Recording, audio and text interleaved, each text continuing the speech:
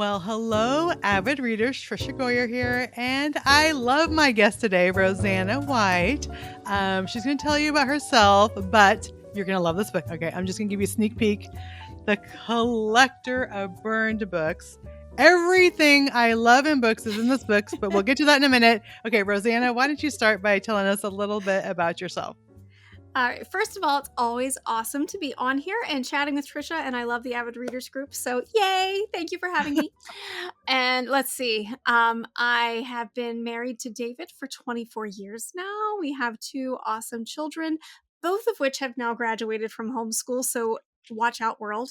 My son finished up a year early because he's insane, and I love it. Wow. Yeah. So let's see. Lots of books out there. Most of them are historical romance. I have some guidepost mysteries and contemporary with some historical lines in there. Lots of stuff. I will be writing and turning in book number 50 this year. So Yay! it's Good job. exciting. It's Yeah. exciting. And how many years is that, though? How many years have you written I 50 started books? publishing, let's see, A Stray Drop of Blood came out in 2009, the end of Okay, 2009. that's pretty So, good. yeah. That's a lot of books a year. Yeah, it has gotten to be a lot more than it used to be. So Yeah. these days it's a minimum of 4, maximum of 6. So Wow. And they're we're not little busy. books, and they're not little books The either. guidepost books aren't too long. They're like Yeah, true. 65,000 words. And I do count my novellas in that count, Oh, but yes, yes. they totally count. Yes, So yes. You have to plot the whole thing, and then publishing talk about the publishing stuff that you do too. yeah, absolutely. So David and I own the Whitefire Publishing Group. We launched with my title way back in the day, Stray Drop of Blood, and we now have 5 imprints. So there's the main Whitefire line that publishes a little bit of everything. There's Ashbury Lane that is a dedicated romance imprint. White Spark for young readers, Chrism Press for the Catholic and Orthodox crowd, and White Crown, which is our royal fiction line, which Trisha's in. So Yes. yay! So we're a little busy over here, and it's all publishing world. So we are just very happy. Words So, all the time. all the words, all the time, all the Yep. books, all the authors, Yep. which is this a great group of people. Like even because I'm just on the White Crown stuff and just the neatest people and supporting each They are. other and Yep. encouraging each other. And I think, I mean, it's just a testimony to you and how encouraging you are to everybody. And I think you're always cheering everybody on. You're always excited about stuff, and that's just like just connects us. And yeah, so we love cheering you on too. Awesome. Well, I mean, it's all exciting and fun. Why wouldn't you cheer, right? I know. Books! Yay! I know. Okay, first of all, the cover of this I know. um is so gorgeous Yes, and it is. just right away. Okay, and then also the title, The Collector of Burned Books. What is happening? And then Paris 1940. I mean, those two, well, I guess words and then the date 1940, like those That's a two word. things is amazing. Okay, so I want to hear how you got this idea because this is my thing. I'm like, oh my gosh, I love this. I'm like, why did I not think of this? I'm like, I'm gonna enjoy it, but I should have thought of this too. So it's like all the things I love. Okay, so tell me how you got the idea for this. Okay. So I read a nonfiction book years ago called When Books Went to War, and it was all about the Mhm. publishing industry in World War II. And, lots of fascinating stuff in there. And I was kind of reading it with the thought of where's the story? What's gonna grab me? What am I gonna want to write about? And it was this little one paragraph mention about this place in Paris called the Library of Burned Books.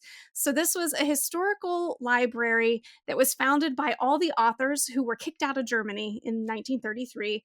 And they got together and created a library of all the books that had been banned and burned during the big student led book burnings of Mhm. 1933. And I was just intrigued, like, this is interesting. Okay, tell me more. And so then all this book mentioned was that when the Nazis took Paris in June of 1940, the first thing the new government did was hand over the keys to this library. And this book put it that it was kept under lock and key for the duration of the war. And I just went, why would they keep it under lock and key? Why wouldn't they destroy it? Why wouldn't they dismantle it like they did so many other libraries in Paris? And why, what happened? Who would have been in there? And the thing about books is they're at once safe, a safe way to encounter idea, and they're dangerous because ideas become our Mhm. thoughts, become our actions, and they change the world. You cannot read a book without being changed by it, whether you love it or hate it. So, if there were Nazis in this library, and if they were actually engaging with the books, they would come out changed. And I just wanted to explore what happened to this library during the war. So, had originally been calling it the Library of Burned Books, but that was too similar to another book already out with a very Mhm. similar title. So, we changed it to Collector, which is also totally appropriate for Yeah. both the two characters. And so, yeah, there we go. We've got two book lovers, two professors from opposite sides of a war who meet and become unlikely friends because of books, Yeah. specifically banned books. Yeah, and I love the things that they were banning. There's, Jewish writers, there's other things that were against their thought process, but this was like 33. So just to put this in perspective, they rolled into Poland in 39. So Yeah, this is like and then for in Paris in 1940, Czech Republic was 1939. So this was like leading up. So they have to stop people's thoughts yeah, before that the control the mind could stop the thoughts, stop them from reading books, so they're able to do some of these other things, which also shows us that, like you're saying, the power of words. And I mean, I've written about the Hitler Youth, and that's what they would do. They would yeah. take the books, they would do the big book burnings, they have ceremonies with Oh, yeah. Hitler Youth burning these books. And so I love the premise of it. I love that this is under lock and key. And then tell us about your characters, because like right from the beginning, you're like, what? Who are these people? Why is she delivering? What's happening with books? Like, so tell us about the characters. Yeah. So I wanted to draw in my usual espionage or intelligence work because that's what I write these days when it's Yeah. a war setting. So I was like, okay, so let's say there's a character who has secrets hidden in this library. So Corinne lives next door and she has been using banned books, the books from this library, to send out with her students because she's a professor as they flee France, and Mm, then has given them instructions on finding anything they can about what the Germans are doing, writing it in the margins of the books, and sending them back to her. Encrypted, of course. yeah. So she's using banned books as a means of intelligence gathering just for the poetic justice of it all. But when the Nazis come in and take over the library, you know, this is a problem.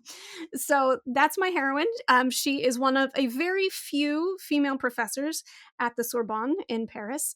And she's, 30 something, but she looks younger. So she's always mistaken for a student because that was fun. Why not? Yeah. Um, so there's Corinne on the one hand, and if you have read any of my previous books, Yesterday's Tides and the Shadows over England series, especially, her uncle is George Pierce, who was my kind of on the ground during World War I fixer. Yeah, anytime I needed to go behind enemy lines in World War I, Georgie'll help. It's great. There we go. He's So there. he's all grown up now and has been living in France this whole time.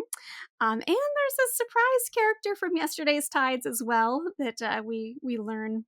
Okay, She has now a I haven't read that one yet, and I just ordered this on Audible, so I might need to go get that one first, just so I you could might. see. I It's one might of those need to. things where if you haven't read it, you're not going to miss Right. anything and be like, I'm so confused. But if you have, you'll be like, ah, yeah. So yeah, lots of fun with that.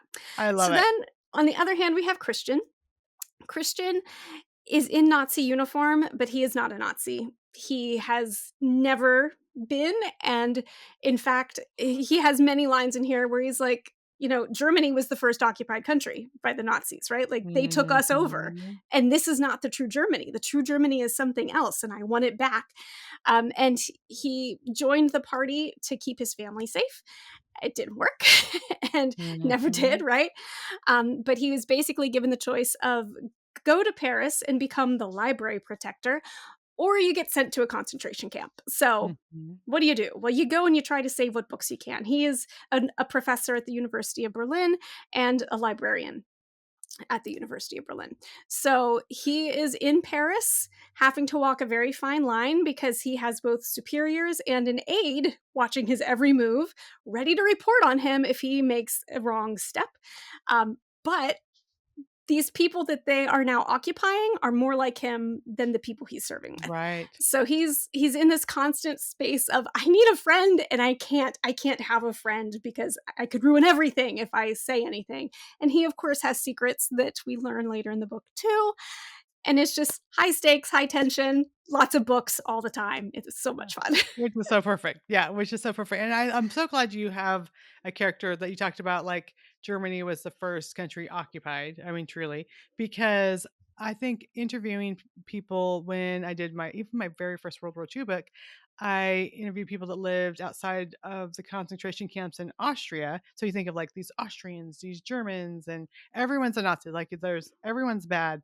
And they're like, if we said anything, we would be killed. Like Yeah, one man, he's a man now, but he was 8 years old when he was feeding people in the camp, and they brought him home with a gun to his head. And like, if you do anything against us, your whole family's out. And he goes, and we saw that. Like we saw the barber talking against the Germans, and then he's down the Danube, And so right. I love that part of it because I think it's so easy to do the black and white thing. Yeah, And there might be a few Christians that'll rescue Jews or whatever. But for the most part, all Germans were bad. Well, no, that's right. so not true. And so many people were conflicted by what was happening. And I love that it's through this book burning. And first of all, I love that books don't burn very well. That was an interesting thing that I did not Right? realize. I didn't either. In Hollywood, we see it like, catching on fire really fast. It required kerosene, or they don't like to burn. So Yeah, which is amazing. I love that. Yeah. And you think about it, yeah, it's like that makes a lot of sense once you talk about it. But yeah, it's so interesting. Okay. So the one thing that you mentioned was, he's trying to protect his family, which, we know for those people that try to do that, it just didn't work out as they thought they would. But there was a line, where is it? That he said, it said the only way to truly beat an enemy, or this is a paraphrase, is to make him your friend. Or, mhm. that's a kind of a paraphrase. And I'm like, this is really good. So, how did this shape your character? Because yeah, so without giving too much away. Like there's always like, I want to know more, but don't tell too much. Well, hilariously, there was a whole line that got cut because it was too long. That was a third POV, and I'm going to eventually get my stuff Yeah. together and put that out as its own novella. But it's this friend of his. So you see how you can start out as enemies, you can start out as rivals, and you're never going to win, right? As long as you're calling Mhm. someone an enemy, you're never going to win. You can trade power, you can try to hurt each other, but you're never going to reach that place of peace, which is what, especially as Christians, we should want. We should not want to win. We should want to have the peace of Christ Right. and share that with other people. And so Christian is taught by his father that the only way to defeat your enemy is to make him your friend, because Mhm. that's when minds change, lives change, and you can move forward and you can go from a place of hurting each other to healing and helping each other. So it plays out in a way you don't get to see anymore, where he had a childhood bully who eventually became his best friend, and that Mm. childhood bully turned friend turned police officer, which got absorbed into the Gestapo in Germany, became the person who sent him to Paris because he altered his file and made him acceptable because he Yeah, hadn't been. yeah. And he's there the whole time editing everything in his file that keeps coming in to make it reflect what he wants it to reflect so that Christian stays Mm. safe. And that was inspired actually by a true story of a professor in Germany who had given some very inflammatory lectures, which had been reported. But he was then hired and sent to Italy to do a German translation of Machiavelli, and they didn't know this about him, that he had been anti Nazi, even though it had been in his files. Mm. And the only thing historians can think is someone hid it. Someone altered the files. We don't know who, but we know they had to have, because there was no way they would have sent him there given Yes. the things that he had said. So it just made me think how many people were doing this quiet work and we don't know who they were. We don't know Right. what all they did. We don't know the lives they saved, and we don't know the change they made because they just worked quietly wherever they were. And again, that whole they're humans, right? They were given impossible choices, and a lot of them made the choice to look like they were going along so that they could make a change wherever they could. So Yeah. Yeah. Yeah, but I just think in the part that he is in Nazi uniform and he's having to act the part when, his heart's not in it, and I think so many times, like, it's easy to say, like, "I wouldn't have done that." Like, "I wouldn't have done that," but you don't know, and also, you don't know where they were leading. In 1933, you didn't know where they're gonna be in Right. 1940. Like, Yeah, no they one could have any concept no. of where that type of stuff was going. No. Yeah. And even the concentration camps, because they had them well before the war. It's where they were sending their political enemies, but they were just told they were prison camps. Like Mhm. like a prison, yes, they're sending political adversaries there, but it's fine, right? Like, it's just sending them to jail, they'll be fine. They had no idea what those Mm-mm. would turn into. They didn't know that they'd end up sending so many people there. They didn't know they'd turn into death camps, and even when they had turned into death camps, most people in Germany did not know it. They knew they were there, they knew they were a camp, but they didn't know what they were about, and so some of these things that were done were so far beyond what they thought possible that Right. you wouldn't look at it and go, of course that's what it was, because if someone told you, you'd go, that's absurd, no one would do that, right? Like, we just have this disconnect where we're like, nope, can't believe that horrible thing, nope. So yeah, I And it had wasn't even in their mind, like, right. that was be happening, like, even in Breath of Bones, which is my last World War II book that came out, I was researching, like, did they know about gas in the concentration camps? 'Cause they was being produced the glass jars, all the famous Czech, people that did all the glass work in Czechoslovakia, they started making glass tubes for gas, and I'm like, "Surely they knew about the camps." All the newspaper reports said they must be gonna engage in gas warfare. So Right. everyone was worried about gas warfares coming. They had no idea that they were using those in concentration camps Right. to gas people. So even during the time, like, the people that are talking about it, they knew that these glass canisters are being made. They knew they're being filled with gas, still had no concept. So, Right. this is what I love, like, you're talking about the burn books, and then years later, like, just being in situations where no one expected they would be. And then I love that you have espionage tied in the, with it. And then also Corinne, you had a quote that says, and I'm like, this seems like a theme that ties in more in the book. It says, it talked about, the cross isn't meant only to ward off evil, monsieur. It is meant to strengthen us against it. I'm like, that's our lives. Like, Yeah. so much of, okay, so talk a little bit about these things, because in your books, like, Hard's every single one of your books, I'm like, what are you going to do to these characters, Roseanna? But you'll see that even the hard things like the strength in God or faith, all these things are threads that come out in your book. So talk about, like, why this is important to you when you're writing fiction, because it's just such a strong thread in all of your books. Yeah. Yeah. I mean, I cannot fathom a life without faith, so I always want to explore it in the different stories. And France of 1940, especially Paris of 1940, was known for its, let's call them, lazy morals, right? Like, they were the Mhm. avant-garde place where things we call sin were very normal. They were very Yeah. commonplace. Faith was not so normal at the time, but they were a culturally Catholic, country. So you would have a lot of conflict, a lot of dichotomy of people who knew the faith, they knew what it was, but they didn't take it seriously. So the character she's talking to in that quote is basically dismissing the need for faith or calling on it, because look, evil is here. Evil is parading through Yep. our streets. Clearly, if God cared, he would have stopped it then. It's too late. Whatever, give up, you know. But she's coming at it from the point of view of faith, which says bad things do happen. God did not send Christ to keep bad things from happening.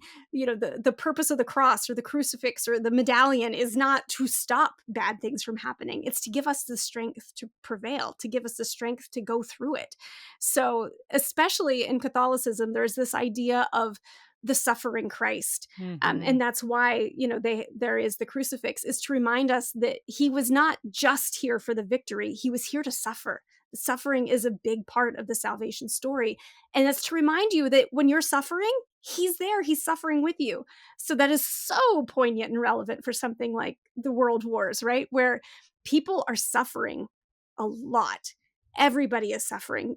The Parisians were starving. They were cold. They Mhm. had no fuel for fire or for heat. And God was there with them. in the mess, in the muck. He's walking with them through it. He's there to lend his strength and to draw them closer together and to each other in community. And when you grasp hold of that, you're going to come out on the other side, one way or the other, whether you live or die. You're going to come out closer to God, and you're going to come out more the person he wants you to be, and you're going to change lives. And so that's what the characters are discovering and wrestling with and needing to rely on in this story and in most of my stories, that, it's not about whether it happens. It's about who he makes of us through the fire. Absolutely, because everybody's going to face something like, why did this happen to me, God? Right, Like, I think right. every Everyone. believer has asked that question. And And then if they haven't yet, afterwards, they just yeah, haven't lived then long they would enough. exactly. And then God is just glorified through it all. And other people, I mean, things are changed, but you know, books aren't interesting until they're banned, or we don't really care about our faith until like someone says you can't have that faith. And so I think Yep. it is during those times where we have to really like, oh, this is important. Like before we could just kind of go along with whatever river of change is happening, drifting us away from our morals until we have to like, no, I'm not going to let this happen.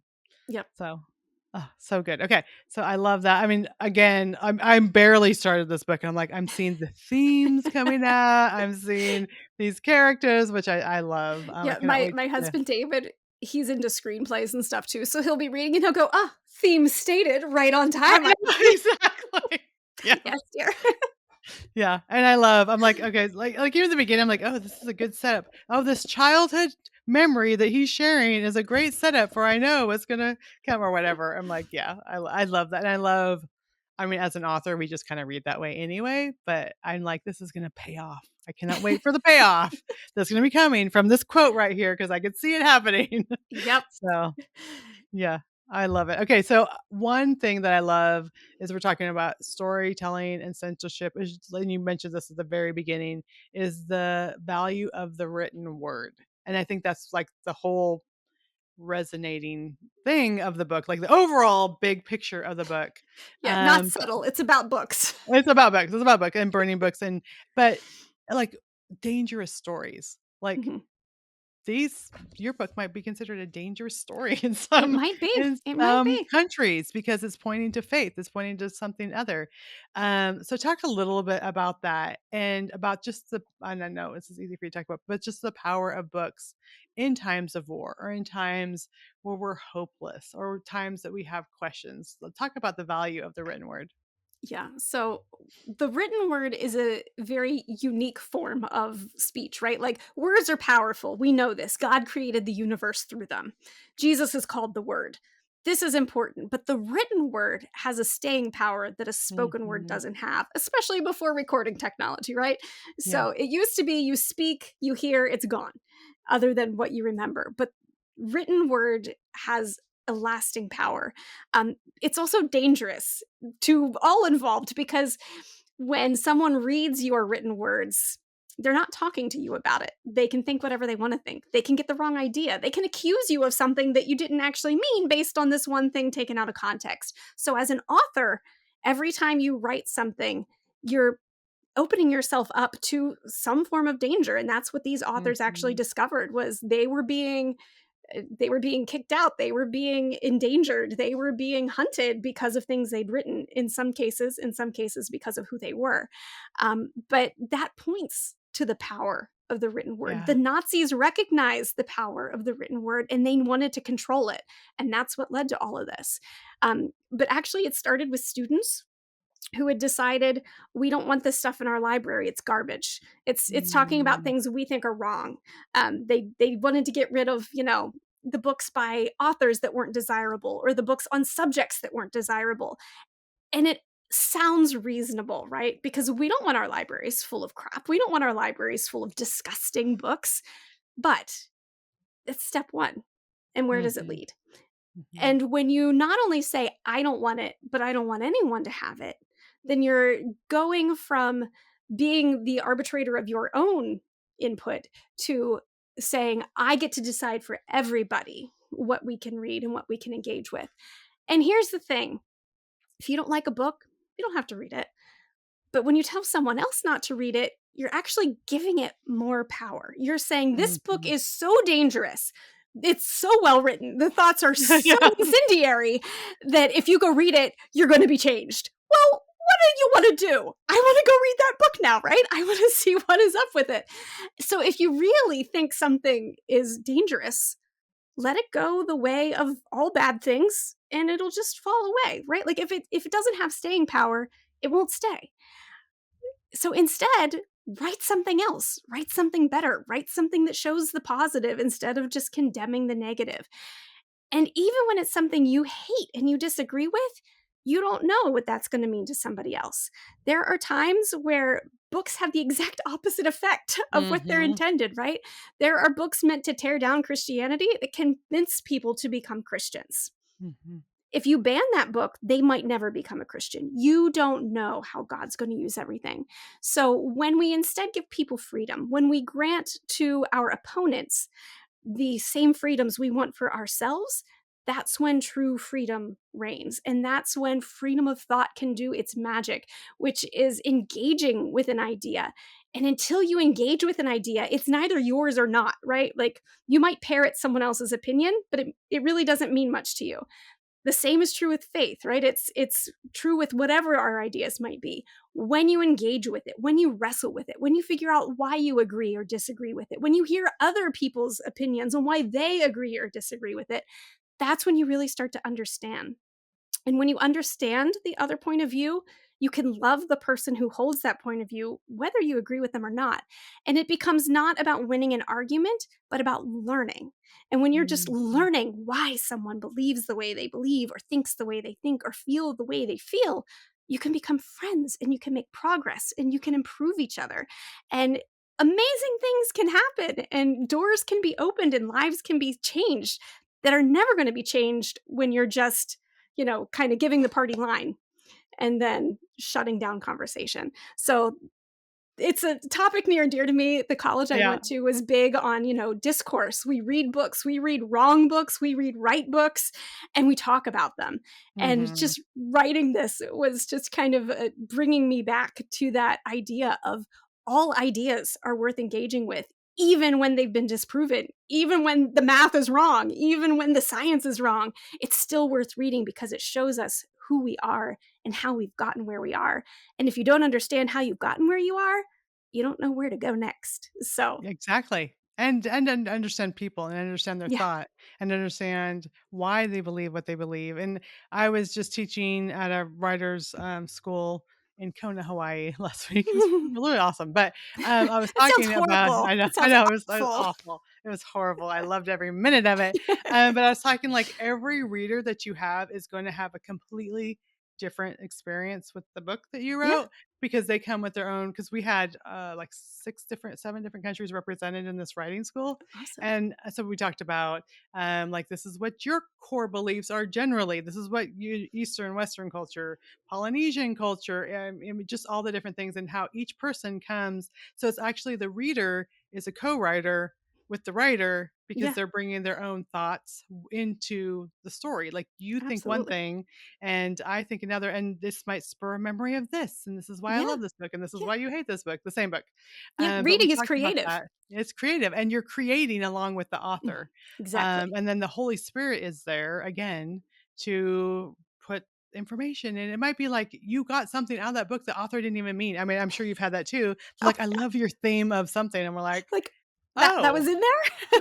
Yeah, I don't even Great. the Holy Spirit and you came up with that because I don't remember that was not on my plot sheet, that was not in my character description, but that's what I love about it, and I love about reading, and I think also, like, even looking on Amazon or Goodreads, and it's like I love reading the five-star reviews and then the one-star reviews, and I'm like, "Oh, yeah, I really wanna read this book now." If that's what they're gonna that's what the one stars are gonna say, then this is exactly the kind of book I'm gonna love, and so Yep. but it's I love how God created humans to communicate in this way with the written word in all these different languages and all these different just our core what's important to us and it's just amazing. So I love this topic. I love that you wrote about it. I'm like, why didn't I think of this? I don't know, but I cannot wait to dig in more. And so, as you are, and this is kind of leading up to this question, but as you are,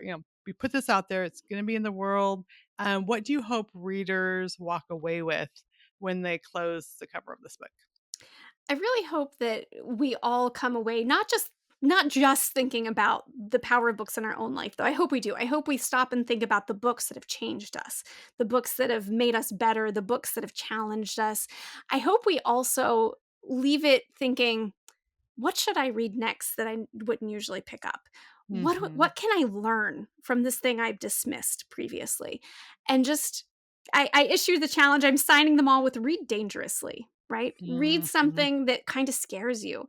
Read something you wouldn't usually have reached for. Read something you think is beyond you.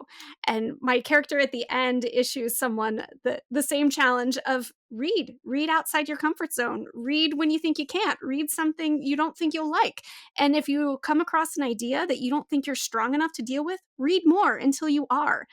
Reading Hmm. is the way we can engage with ideas in a really unique way, right? Like we can't encounter someone's thoughts inside their own head, but we can encounter them inside the pages that they've written. So use this as an opportunity to, see what people really think and let yourself grow and let yourself explore and discover. So, since I've written this, I have given myself that challenge and instead of just reaching for the books I know I want to read that I know I'm going to love, I started, stretching out a little bit and saying, "No, read this that you think seems a little dry, or I don't know that I really want to read that mainstream thing, but everyone else has read it. Well, maybe see why, see what the big deal is, see what's And at least you appealing could to have people." at least you could have the conversation about it, because I've read some of Yeah. the ones that on the bestsellers list and like, "Oh, I love that." I'm like, "I did not." And then they said, "Why?" And I said, "Because there was no hope." And then you could share Yeah. your hope Yeah. and you have a great conversation. Exactly. Even Yeah. though I'm like, "I did not I did not like how I that book know. ended at all." And I then read like The Handmaid's Tale recently because it oh, was yeah. like, talk about a modern banned book, right? So, and it's one of those where it's like, "Meh, it's not for me. It's not my book, but I can see why it's valuable and I can see Mhm, why it's a conversation we need to have. I can see why people hate it, and that shows me why it's important." So, mhm. yeah, open yourself Yeah. up, read something. Read something dangerous. I love that, and it's the best feeling when someone says, "I usually don't read this type of book, but I loved it," and I'm like, "Oh, Yeah. good." That's just even like, that's awesome. Like, I love that, Yeah. and so So even if awesome. you are like, I don't really enjoy World War II books," well, just read dangerously, go read this. I think it's gonna be amazing. Exactly. I already know I'm gonna love it, so that's why I already ordered the audio version and another copy to give someone to read along with me, so 'cause I know the type of books I like, but I also am learning to read speculative fiction, like all types of Yeah. stuff that before I never would have, and now I'm like, "Okay, I really like this stuff." So, yeah, Yeah, all kinds of yeah, stuff. you just never know. Read poetry when you're not usually a poetry person, or read an essay. Read. Yes, expand your horizons, and you never know what you're Absolutely. going to see when you do. I love it, I love it. Okay, so I always ask this question, I forgot to prep you for it, but I know that you read all the time, so I will ask you this. What are some Christian fiction novels that you've read recently that you just like, "Okay, this is worth" and it could be recently, like the last couple of years, it doesn't have to be like the last month, but what are some Christian fiction novels that you would recommend to other avid readers? Let's see. In World War II, I've got several of them sitting over there that I don't know that I've read yet, and I think last time I talked about one of the ones that I just read, so I won't say that again. So horrible, horrible of You can me. say whatever you want. It was, Darkness Calls the Tiger. I think we talked about that Oh, last time. yes, Such a unique World War II take. by Jenner. Yep. Yeah, yeah. I've been reading Gabrielle Meyer's Timeless Oh, series. her Awesome. Timeless series I know, it's is amazing. I have the new ah, one sitting here and I haven't picked it up yet because I have his own deadline. You know how that goes. Must turn in edits before I can read. yep. In fantasy world, I just read one called Darkfell. And that's by Amanda Wright. It's her debut. It was a really solid debut, speculative kind of epic fantasy style. There's a romance thread, but it's not a romance. Really fun, definitely Christian. That was a lot of fun. Um, See, I should yeah. have prepped you, but I didn't, so Well, I'm looking around. I'm like, like, Jamie what have Jamie What? Jo Wright. I read Annabelle's Lighthouse, or The Tempest at Annabelle's Well, when Lighthouse you said read recently. dangerously, I almost said, yeah, go try Jamie Joe. Yeah, right. I didn't say scary. Yeah. No, but that one was really good. I really enjoyed that one. Yeah, so there's Yeah, been a lot. I just love what I love for because I interview so many different people that write different genres of stuff. I'm like, I never would have picked this book up. And then I'm like, oh my goodness, I love this so much. So it is so fun Yeah, to yeah, read stuff, even out of your genre. And if you have your favorites that you always go back to, yeah, try something that's a little bit different. yeah. Yeah. Yeah. Oh, and I have to plug the Sousa Chronicles duology by Megan Shawless that we is through White Crown. I read Protector last year when it came out, and then read Proclaimer before it came out because publisher's You prerogative. have And that, oh yeah. my goodness, fantastic! Like these are some of the best books I've ever read, and that's Oh, so cool. And not just me where's being biased. They're really she got amazing. nominated for an award, didn't she just The get? Realm Makers, both the normal one and the Reader's Choice, and yeah, she's racking up her finalists, and Yes. well deserved, very well deserved. So those are fantastic. It's a dystopian Esther retelling. So again, dystopian may or may not be your usual thing, but you're gonna love it. I promise.